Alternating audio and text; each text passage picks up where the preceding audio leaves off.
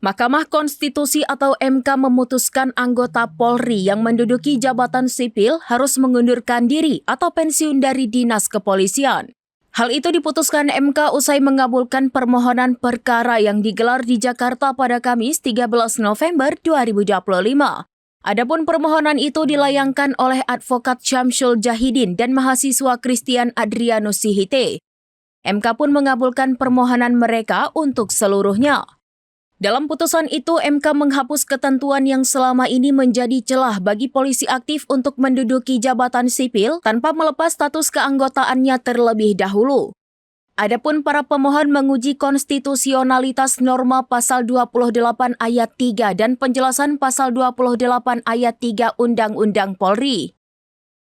Dalam pasal 28 ayat 3 Undang-Undang Polri menyatakan bahwa anggota kepolisian negara Republik Indonesia dapat menduduki jabatan di luar kepolisian setelah mengundurkan diri atau pensiun dari dinas kepolisian. Sementara itu, penjelasan pasal 28 ayat 3 Undang-Undang Polri berbunyi, yang dimaksud dengan jabatan di luar kepolisian adalah jabatan yang tidak mempunyai sangkut paut dengan kepolisian atau tidak berdasarkan penugasan dari Kapolri. Para pemohon memandang cukup dengan menyatakan berdasarkan penugasan dari Kapolri, maka seorang anggota polisi aktif bisa menduduki jabatan sipil yang menjadikannya sebagai celah selama ini.